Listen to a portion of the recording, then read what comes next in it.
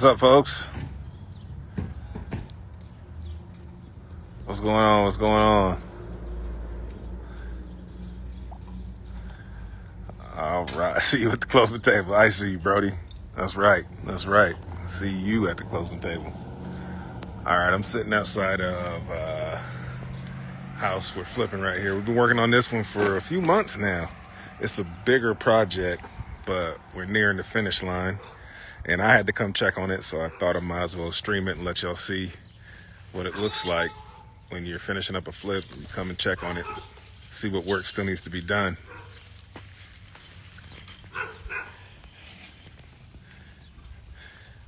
All right, so this is the outside, folks. We got some guys here. They're putting in new windows for me, so you can see we got the old aluminum windows here, and then we got the new vinyl windows that they're putting in upstairs. So we should have all new vinyl windows pretty soon. See the old frames here.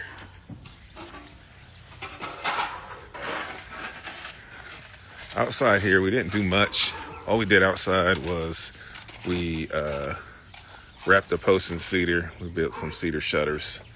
I don't know that we're gonna do much else to the outside. People tend to like red brick. We're gonna get some new gutters going in to fix all this, so the new gutters will look better. Once those go in, after the windows are in, let's go inside.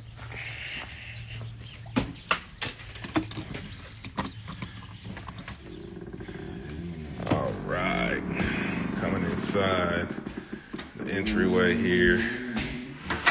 So before we go over there, I'll show you what we got going on over here. So we got new flooring down, LVP. We just painted this an offsetting color so that it would kind of pop a little bit.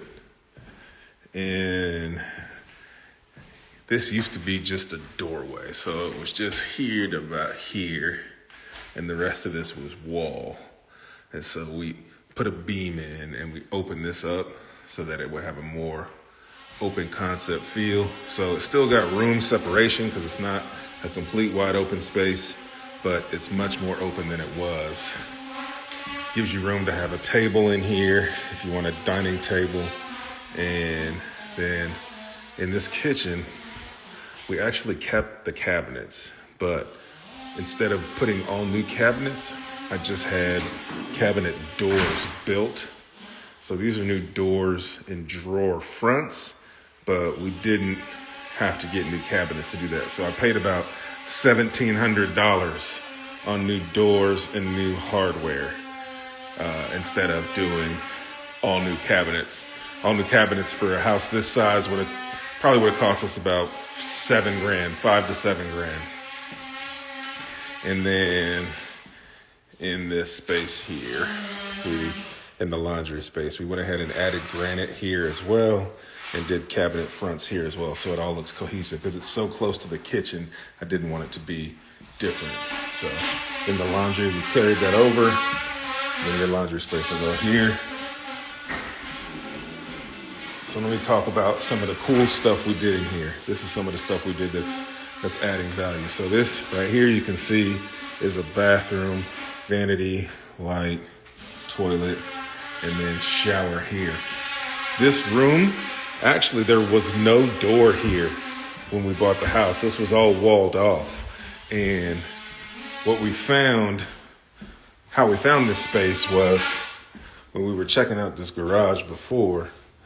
There, you can see there's a little opening here. This was a doorway, and then inside of here was just storage. They just had stuff stored in there. And so as we started to clean out the stuff, I saw what looked like plumbing. As we started to clean out the stuff, I saw what looked like plumbing fixtures, old plumbing fixtures in there. And I was like, man, is this an old half bathroom? So we got all the stuff out of there, and we found the spot where the toilet used to be, and we found the spot where the vanity used to be. And I said, man, why don't we close up? Because it's weird to have a half bath in your garage.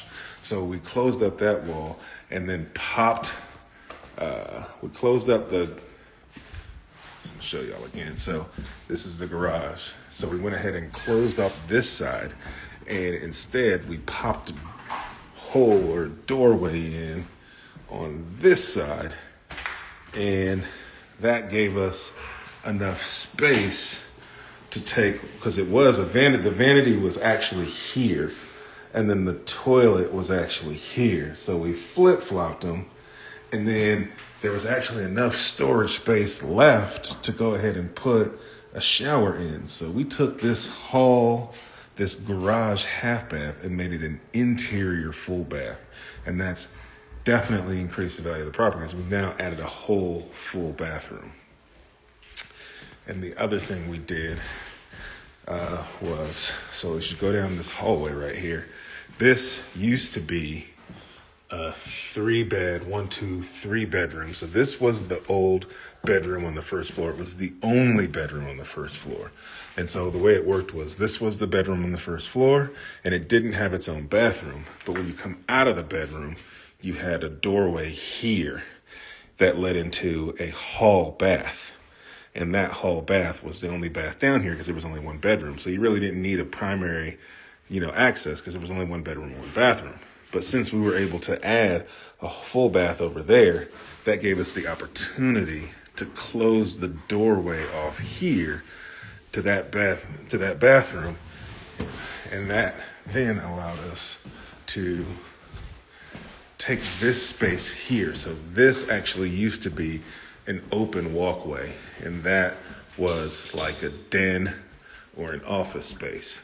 So what we did instead was we closed it, created a doorway, and in here we then were able to take this office space and make it a primary bedroom, because we didn't have a true primary before. And since we knew the bathroom was on the other side of this wall, it allowed us to then open up a doorway to that bathroom. So when we go in here, boom, that's where the door used to be. So we closed it off in that hallway, opened it up into this den, made it a bedroom. And so now we've got a full primary bathroom ensuite. So now we've added a full primary bedroom and bathroom. So we added the shower. We just had to move the shower, toilet, and vanity around to create some space. The shower used to be there, I believe, and then the toilet and vanity were here. So all we had to do was move the shower a little bit. Now we have a full primary bathroom and a full primary bedroom. You can see sister-in-law's doing a accent wall here in the primary bedroom. So now we have a 4-bedroom, 3-bathroom house instead of a 3-bedroom, 2-bathroom house. And the other thing we're doing here in the stairwell is we're going to put a feature wall here as well, because this is such a big space. We're going to accent how high the ceilings are by making a feature wall there as well. And upstairs, we did just carpet, paint, floors in the bedrooms. Here's one of the new windows. Here's the other bedroom. And then here is the bathroom for upstairs. So we were able to put in new vanity, new mirror, new light fixture. And then this was just a corner stand-up shower. But every house needs a tub if you're going to have a family. And so I didn't want to have 2 showers downstairs and then a shower upstairs. So we actually had to pull the shower out of here and then make enough space for us to have a tub, because families who have young children need a place to bathe their children. You always want at least one tub. So we were able to squeeze a tub, tile to the ceiling, and then a vanity here. So now we have a bathroom that has a tub. So that's what we got going on here. I'm actually going to walk the property and blue tape it for the contractor so that they can come back and do some of the touch up. You may have seen some of the work that needs done already. We've got some debris here. I'm not sure what's going on, just some stuff here. They need to come get that texture off the window. So I'll leave some blue tape for the contractors to come back and finish up. Again, accent wall here. We get some rails, handrails in the stairwell, because that'll get pinged on an inspection. If you have an FHA buyer, they're gonna want handrails. And then that's it, guys. So here's what I want you to do. If you want my help learning how to not just find properties like this, because this was a property that we found value. We had to find the value. So because we bought a house that was a 3-bed, 2-bath, but we noticed it was a 3-bed, 2-bath, but it had square footage that would make you think it's a bigger house. And so if you got a big 3-bed, 2-bath, you got a 2,000 to 2,500 to 3,000 square foot 3-bed, 2-bath, that lets you know that there's room to add value in there. So because we had such big square footage on a 3-2, that means we knew we could come in here and find ways to add value. We knew we could come in here and turn a den or an office into a primary bedroom, because we knew there was extra space. So if you want me to teach you how to find properties like this and how to buy them with little to none of your own money, comment the word ROAD, ROAD, below, and we'll send you a link to where you can apply to work with me. I'll send you a link. We'll get on a call. We'll talk about how we can work together, so I can show you how you can find great deals like this, how to renovate them, how to find the value in the properties, and then how to capitalize on that value by turning around and selling those properties for a profit, or renting those properties for a profit. So comment the word ROAD, and we'll send you the information. Doesn't cost you anything to just check out the information and see if it's going to be helpful for you. But this is real life. This is what I do. This is literally me in the middle of my day checking on one of my flips. We got 3 people here working on this project. I've got 4 other projects going on right now. So don't believe people who tell you that there's no deals out there. Don't believe people who tell you that you can't make money in real estate right now. You absolutely can. You do have to be careful. You do have to know what to look for. And you do have to understand how to maximize your profits. This market is different. You've got more competition on the market. When you list a house for sale, every day there's more and more properties going up for sale, which means you got to know what you're doing so that you can set yourself apart, so that when people go look at properties, they're going to choose to look at yours and not your competition. So comment the word ROAD, and you can work with me, and I'll show you how you can make money doing deals just like this all over the country. We got students doing deals just like this all over the country.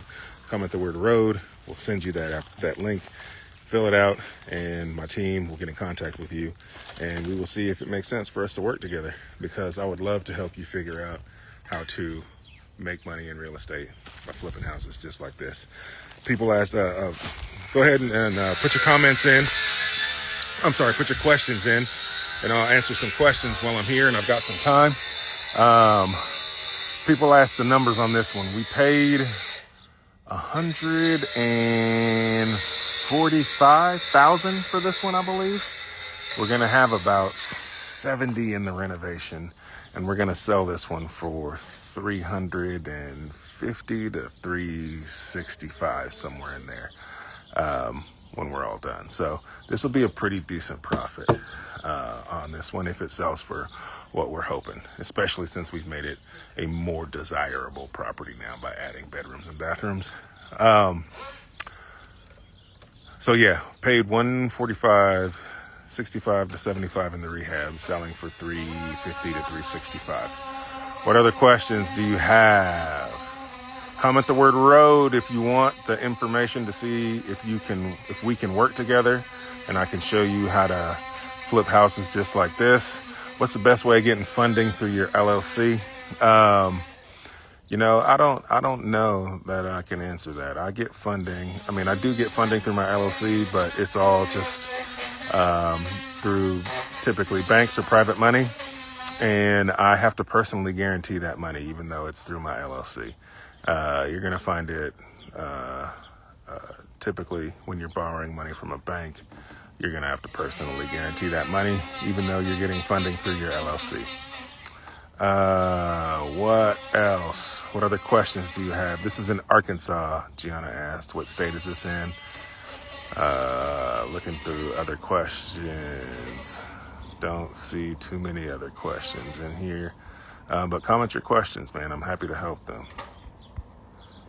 Happy to help you and get some questions answered. So yes, comment the word road, and I will send you information on how we can work together. We'll get you on a call with my enrollment manager, and we'll see if it makes sense for us to work together.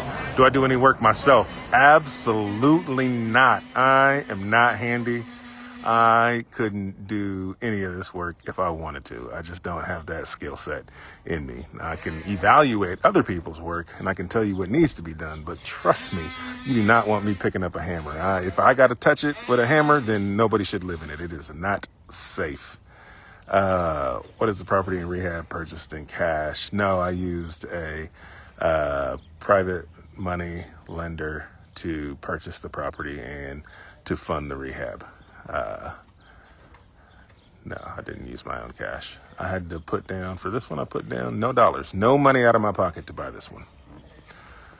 What are my thoughts on Little Rock as a market? It can be fine as a market. It just depends on what you plan on doing there. It's a major city. Tons of people live there.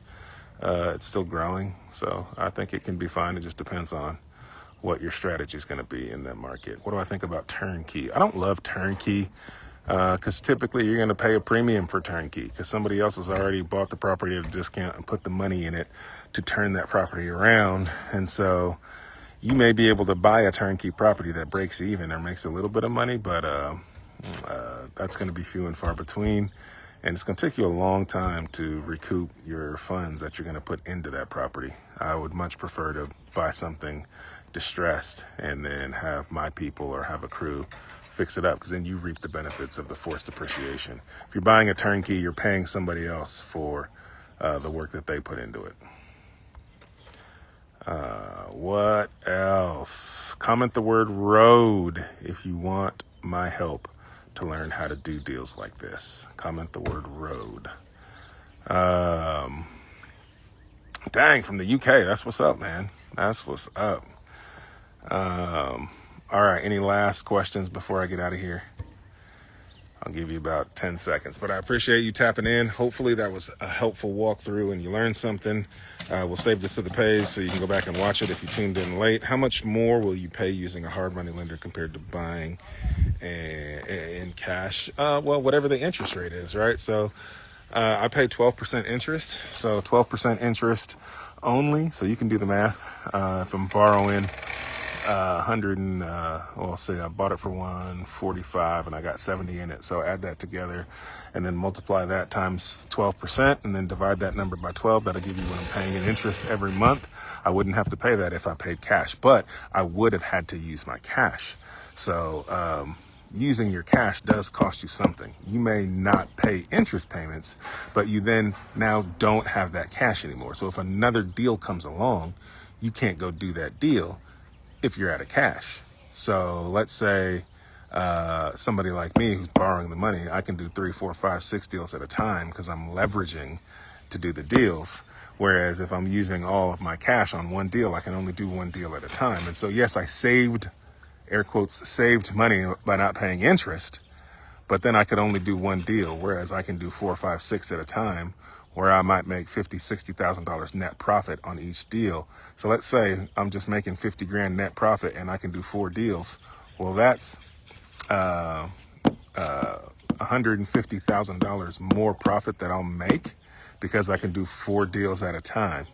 Versus if I was using all cash and I can only do one deal at a time, I'm gonna miss out on that 150,000, even though I'm saving, air quotes, saving the interest payment. So people don't use cash to flip houses, even when they have it, because there's scale in being able to do more deals and keeping your cash in your pocket.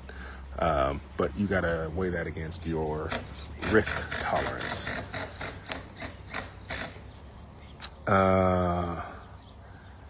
Let's see. Appreciate the comments and the compliments, guys. Do you have any tips or suggestions on how out-of-state investors can manage their rehabs. Yeah, I do have tips for out-of-state investors. First of all, you're going to have to go to the market at some point to build your team. It'll be easier to build your team if you're in the market every once in a blue moon. But also, you want to, like for flips, you want to set up cameras. So you can get a Walmart hotspot using whatever Walmart's wireless network is.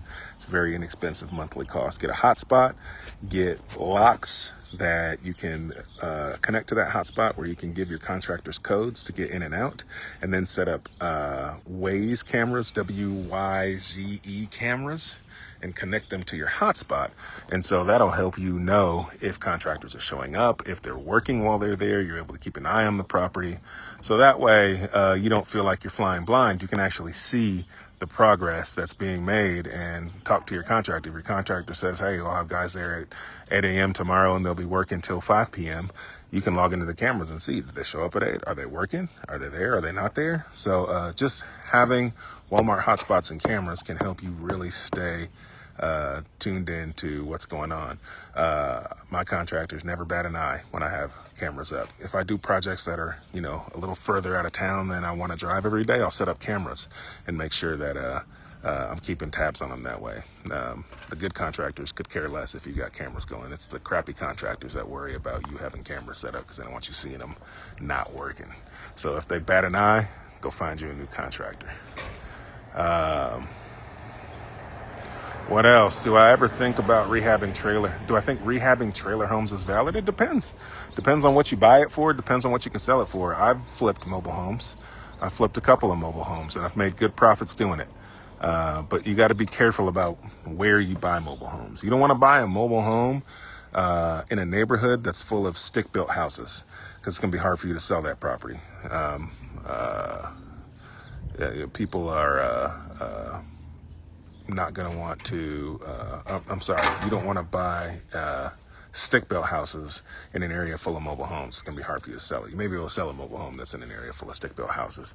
But the reason I bought the ones and flipped the ones I did is because they were in neighborhoods that were all mobile homes. So I had comparisons. So I was able to understand what I could truly sell that house for. The problem when you're flipping mobile homes is getting accurate comps because they don't quite comp out like a regular house. And so if you're buying a mobile home to flip and you don't have comps, it's going to be hard for you to know what that property is actually worth. So you just want to be careful. But yes, it's definitely doable. Do I believe in the model cash flow is king or appreciation is a better metric to evaluate deals? That's two different questions. If you're talking about which one's a better metric to evaluate deals, I would probably say cash flow is a better metric to evaluate the deal to know if it's a good deal. But you're not going to get wealthy from cash flow until your properties are paid off. Your rental property making you $100-$300 a month isn't gonna get you to wealth. But if that property is going up in value and you're getting an additional 20, 30, 40, 50 grand in equity every couple of years, that's going to get you to wealth faster. So equity is a better metric to determine wealth. But cash flow is a better metric for you to know if you're buying a good deal or not. If you can buy a deal that cash flows, you know you're buying a good deal. Good questions, guys. What else you got before I get out of here? Northern Cyprus. Amazing market for real estate. And island vibes. I don't even know where that is. You have to tell me where that is. Comment the word road, guys, if you want me to help you learn how to do this, how to buy deals and properties like this, and how to flip them and make profits. Again, bought this for $45,000. Going to spend about $70 on the renovation. Going to sell it for $350 to $365. Latoya, what's up? What's up? There's one of my students right there. So comment the word road if you want me to help you learn how to do this. Any last questions before I get out of here? Appreciate y'all. I love tapping in with y'all. Hopefully this is helpful information.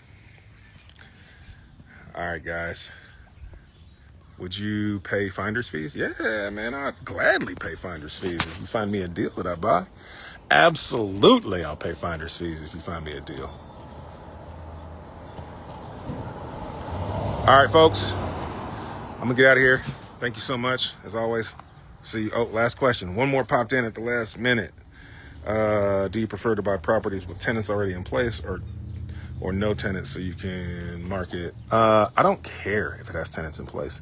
A lot of the times, right, if you're going to buy a property at a discount, typically what you're saying is I'm buying somebody's problem. And so you may be getting such a great deal because somebody has problem tenants. So I don't have any problem buying a property that has problem tenants in it because I know how to get them gone if I need to get them gone. So I'd rather buy a property at a great deal if it has problem tenants and I can get them out myself. But if you're just asking, do I prefer to buy a vacant house versus a property with tenants already in it? Of course, I'd prefer to buy a vacant house, but it just doesn't always work out like that. I don't have any problem buying a property that has tenants in it that I have to worry about getting out because that typically means I'm going to get a great deal. Last chance, comment the word road. You found one in Springdale. How can I contact you? Shoot me an email. Or just DM it to me. Here, send it to me in the DM. Send me the information in the DMs and we'll get you my contact information. So DM me the information on the deal or just DM me that you have information on the deal and we'll connect. All right. All right, guys, I appreciate it. We'll see you next time. I'm checking out a property. As always, we'll see you soon at the closing table.